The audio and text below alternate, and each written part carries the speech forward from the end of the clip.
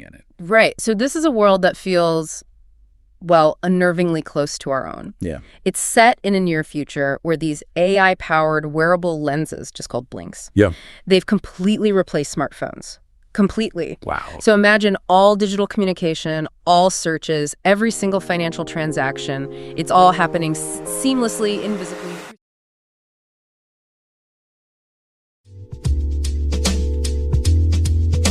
Welcome to whttr, Who Has Time to Read? The podcast that brings deep dives for busy minds. You're listening to our Indie Ink Spotlight series, where we lift up bold voices and unsung stories from the world of independent authors. Join our AI hosts, Jane and Dane, as they explore featured works that deserve the mic. From hidden gems to raw revelations, these are the stories that move beneath the mainstream. Who has time to read? You do, with whttr.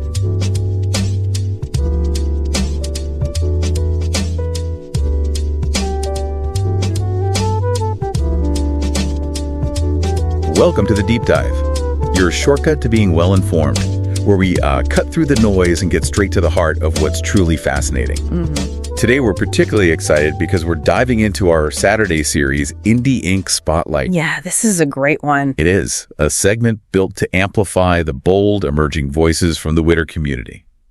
And today, we're zeroing in on Blink Blink, a dystopian love story by J.P.S. Stalder. Yes. A story that asks, what we're willing to sacrifice to truly see and be seen in a world really designed to keep us profoundly disconnected. It's more than just a book, isn't it? It's a really compelling look at human connection in a potentially isolating future. Definitely. So this deep dive, it'll highlight not just the narrative's emotional resonance, but also, I think, the remarkable journey of its independent author. Right. Which is a story in itself. We have some fantastic source material here. And we're ready to explore every facet of it with you. Absolutely. And the journey behind the book is often as rich as the book itself. For sure. And J.P.S. Stalder's is certainly no exception. Right. So he's a California native who moved to the Kansas City area back in July of 2021. Okay. From a very young age, he cultivated this deep passion for language, for people, culture, philosophy. Big stuff. Yeah. Which eventually led him to get a degree in rhetoric and political science. Yeah. And for over 2 decades, he's worked in the government sector. Right, specializing in grant writing, proposal development, award administration, that sort of thing. Exactly. And what's particularly insightful here, I think, is how that background, in structured language and understanding complex systems, it seems to kind of permeate his fiction. Yeah, you can feel that. You can feel the precision, right, in his world building, his character development. But what truly anchors his return to fiction after such a long professional career is, well, it's far more personal, profoundly human. It really is. So, okay, what truly sparked this profound return to fiction after being away for so long? Apparently, after the passing of his father in January 2023, Stalder made this deep commitment, rededicating himself to writing fiction. Yeah. He wanted to leave behind a positive, a meaningful legacy for his daughter and his family. Wow. Which, you have to admit, is an incredibly powerful drive, right, for any creative endeavor. Oh, absolutely. It transforms the act of writing into something bigger, more enduring. Yeah. And that kind of personal catalyst, it often fuels the most authentic art, doesn't it? It really does. And his writing journey, as we know from the sources, it wasn't without its significant past challenges. Right. What happened there? Well, he'd actually given up fiction writing for a while. His earlier story, Rain in the City of Angels, got multiple rejections. Oh, tough. Yeah, and he felt like a failure. And as, many creatives know, that feeling can be just utterly debilitating. Oh, completely. Yeah. Makes you want to just step away. Yeah. So it's easy to empathize with that feeling of defeat, wanting to step away after a setback like that. What was the turning point? What brought him back, especially with such renewed vigor? It came from a really unexpected place, actually. A conversation with a neighbor who also happened to be a fellow author. And this neighbor gave him some incredibly blunt but ultimately liberating advice. Okay, what was it? They told him, basically, you need to stop worrying about writing shit. Write shit. Keep writing shit. Just write. You can make it pretty later. Huh. Wow. Straight to the point. Right. But that seemingly simple phrase, it just profoundly shifted his perspective. It cut through all that self-doubt and perfectionism that can paralyze writers. That's the kind of tough love you sometimes need, isn't it? Get it down. Refine later. Sit down. And this realization, it came at a really pivotal time in his life. His father's cancer diagnosis. Oh, wow. The start of COVID-19, a physical and criminal assault on his wife. Goodness. And just a series of other chaotic events over a few years really pushed him. So writing became a way to cope. Absolutely. He began writing as a way to process everything. It was like a necessary journey through a deeply personal fire. You know, it wasn't just about crafting a story. It was like catharsis. I can imagine. And when he finally finished Blink Blink, his wife had this incredibly strong conviction about it. What did she say? She told him quite directly, "You can't wait on this. There are people in the world who need this book now." Wow, that's powerful support. Isn't it? That conviction, plus his own desire for legacy, that really propelled him forward. And it certainly paid off. I mean, he's had some impressive achievements recently, especially for someone who'd once put writing aside. Absolutely. He won the Something or Other Publishing's 2024 short story contest, right? First place in historical fiction for Kansas, Ever Bleeding. That's right. A big win. And I'm talking about output. Our sources show he wrote something like 350,000 words in 2024 alone. It's staggering. That's just incredible. For any writer, let alone an independent one, juggling everything else. Yeah. Makes you wonder about the sheer discipline involved. It really is. It speaks to this like almost obsessive dedication once that creative block was broken. Yeah. His debut novel, Blink Blink, a dystopian love story, came out April 12, 2025. Mm-hmm. And what's remarkable is the pace he's kept up. His second release, Sentinels in the Oakwood, published with Austin Macaulay, just came out this past week, June 20, 2025. This past week. Wow, that's an incredible turnaround. Isn't it? For any author. And he's also openly acknowledged the massive learning curve for self-publishing. I'll admit, all the formatting. Formatting, copywriting, uploading, and especially the marketing. Ugh. Yeah, the marketing grind. He even admitted he really dislikes that part of the process, but he overcame it because, as he put it, the alternative could take years. Right. And his wife felt the book was needed now. That urgency. Yeah. It's just a testament to his determination to get his stories out there. That dedication is genuinely inspiring. And for those of you wanting to explore more of J.P.S. Stalder's work, you can find him on Instagram at jps.stalder and on Facebook at J.P.S. Stalder. We definitely encourage you to check out his other stories, especially Sentinels in the Oakwood, which is, hot off the presses. Absolutely worth checking out. Okay, now let's set the scene for Blink Blink, because the world Stalder builds is so central to this story. What does it look like, this near-future setting? How does it immediately impact the people living in it? Right. So this is a world that feels, unnervingly close to our own. Yeah. It's set in a near future where these AI-powered wearable lenses, just called blinks, they've completely replaced smartphones. Completely. Wow. So imagine all digital communication, all searches, every single financial transaction. It's all happening seamlessly, invisibly through something called the feed. The feed. Okay. Yeah. Sounds familiar, but amplify. Exactly. It's an evolution of our own hyper-connected reality, just taken to its seemingly logical yet profoundly controlling extreme. So it's not just tech. It's a whole societal shift.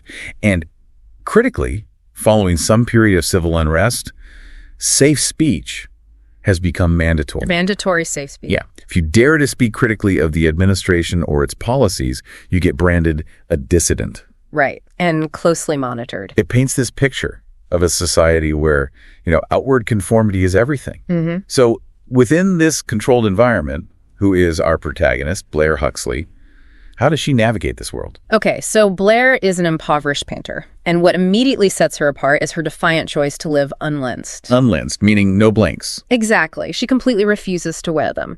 This choice, while it's deeply principled, it basically disconnects her from the dominant societal feed. Making her an instant outsider. Totally. Imagine trying to navigate a world where every transaction, every bit of info, every interaction relies on tech you refuse to use. Life would be incredibly difficult.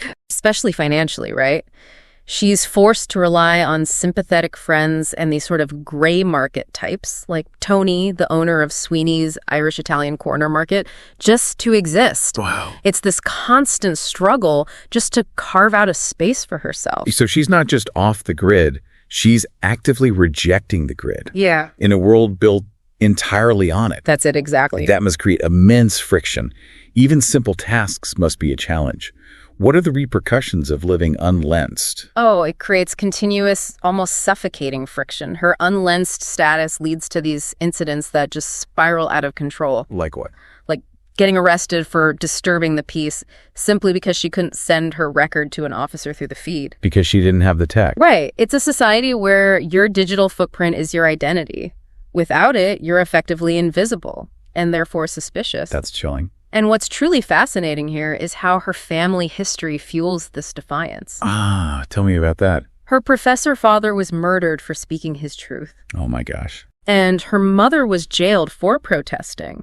This background just solidifies Blair's deep conviction that, quote, freedom will only endure when people refuse to be silent. Wow. So her refusal isn't just personal preference. No, not at all. It's a political statement. It's a legacy of resistance passed down. That conviction, born from such personal tragedy, that's clearly core to her character, her strength. Definitely. So into this really difficult world enters Jax, an affluent art gallery owner. How does his world intersect with Blair's? What does he see in her? Right. So Jax owns Crush Gallery. He discovers Blair's unsigned paintings, landscapes, city landmarks, pieces featuring iconic St. Louis spots like the Arch, a ballpark, the historic Wadsworth Manor House, through his friend Parker. Initially, Parker just says her art is pretty good. Pretty good, yeah. Faint praise. Right. But Jax, with a more discerning eye, notices something deeper, a certain historic quality with a more modern composition. Interesting. So more than just technique. Exactly. There's a resonance, a blend of old and new that hints at this powerful, unspoken narrative beneath the surface. And Jax's own family, the Wadsworths. Yeah. They're powerful, influential in St. Louis. Very much so. With strong opinions on dissidents and the Safe Speech Act. Oh, yeah. Very strong opinions. So this immediately creates this huge tension for Jax, right? He's drawn to Blair and her art, pulling him in a direction that directly challenges his family's whole belief system. Precisely. The story then blossoms into this really compelling romance. Jax finds himself increasingly drawn to Blair's unique qualities, her odd mix of innocence and honesty, a boldness, he calls it, and her just unapologetic commitment to her unlensed life. He even starts taking off his own lenses for privacy when he's with her. Whoa, okay, that's significant. It's huge. A subtle but incredibly significant act of connection, of trust, shows he's willing to step outside his prescribed world for her. Right. And what about Blair's art during this time? Well, she's encouraged by her friends, these tattoo artists, Lillian and Tanner, whose own brother is also unlensed, by the way. Ah, okay. That connection matters. It does. Yeah. And she begins to create the art that truly burns within her. Raw, unbridled political commentary. So moving beyond the landscapes. Way beyond. Think of a choking eagle. Or Mount Rushmore with a toothless grin on Roosevelt. Wow. Powerful, subversive stuff. These are no longer just pretty pictures. They're powerful statements. So she's moving beyond merely beautiful landscapes to something much more provocative and dangerous, given the safe speech laws. Extremely dangerous. How does this unsafe art find its voice? How does it impact the world around them? This unsafe art, she attributes it anonymously to omnis nemo. Omnis nemo, what does that mean? It's Latin for every man or no one. Clever. Anonymous but universal. Exactly. And it starts to spread as prints. It becomes this powerful, almost underground symbol of dissent. Art as a weapon. Yeah, a whisper that becomes a rallying cry. And this raises that important question, right? How can individuality, how can critical thinking survive when freedom of expression is suppressed for safety and common good? Such a relevant question. And the book brilliantly explores the power of human connection, of chosen family. Like Blair's friends, Belle, Mia, Lillian, Tanner, even Old Man Agnew. Old Man Agnew. Oh, yeah, this sort of pirate character who teaches her to sail and offers his boat as a safe haven. Wow. These relationships are critical lifelines. They provide not just emotional support, but actual practical pathways to challenge this pervasive, controlling system. So it's about how small acts of defiance, amplified by genuine human bond, can chip away at these huge power structures. That's it. It's a really powerful exploration. It sounds like the narrative truly explores whether love, whether art, can survive the schemes of powerful forces demanding control, and what sacrifices individuals are willing to make for their truth, for freedom. At its heart, it's about finding your authentic voice when the world desperately wants to silence it. Absolutely. A story that feels incredibly relevant, doesn't it? To the challenges of our own increasingly digital, often polarized world. Painfully relevant sometimes. Okay, now, for a standout moment, something that truly anchors the heart of this story, but, without giving anything away. Right, no spoilers. It's a specific toast. Parker, Jax's friend, makes it at a gala fairly early in Jax and Blair's journey. He raises his glass and says, "To unappreciated geniuses, silenced prophets, and the others who have been jailed for speaking their truths." That's a good one. It's a line that just lands with this quiet power. Really resonates. Yeah, and what's truly profound about that line is how it encapsulates not just the immediate scene, but the entire ethos of the book. Right. It's this powerful reminder that history, it's often written not by the powerful, but by the silenced prophets who, despite everything, hold on to their truth. That's a great way to put it. It speaks to that universal struggle, challenging the status quo. Reminds us that courage often lies in just daring to be authentic, even when it's inconvenient or downright dangerous. Yeah. And the book elevates art, individual voice, as these powerful tools for resistance. That toast captures it perfectly. It really does. It's a sentiment that stays with you, too, challenges you to consider, are we brave enough? Would I be brave enough to be one of them when the stakes are so personal? That sentiment truly lingers. Yeah. After turning the final page, this one kind of settles in your mind. Yeah. Like the faint echo of a protest song in a quiet alley. Oh, nice image. Yeah. It's quietly bracing, deeply personal, and just a powerful call to stand firm, Find your voice, cherish the messy, vibrant connections that truly make us human. It reminds you that even in the most controlled environments, the human spirit just yearns for authenticity. Yeah, it does. And that leads us nicely to a thought-provoking question for you, our listener, to maybe carry with you. Yeah. In a world that demands conformity, what is the unsafe truth burning within you that yearns to be expressed?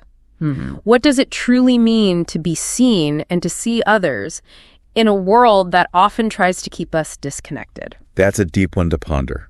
And if you listening are an independent or debut author crafting bold, thoughtful stories like Blink Blink, we would absolutely love to hear from you. Yes, please reach out. Our Indie Ink Spotlight series was built specifically to amplify voices like yours, to bring these compelling narratives to a wider audience, and frankly, to celebrate the courage it takes to publish independently.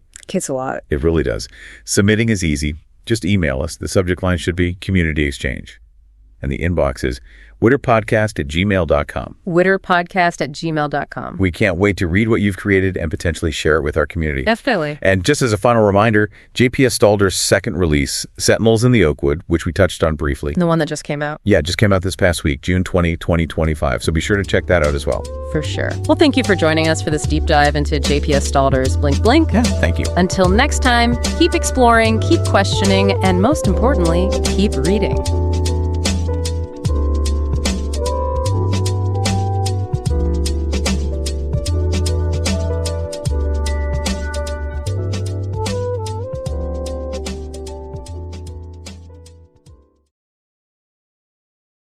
Thanks for listening to whttr, Who Has Time to Read, produced by One Media. Please support the author by purchasing the book or audiobook using the link in the description. It's a great way to help keep the art of writing alive. And stay in the loop. Subscribe to our newsletter for updates on weekly deep dives. And don't forget to share your thoughts or suggest our next deep dive at whttr@gmail.com.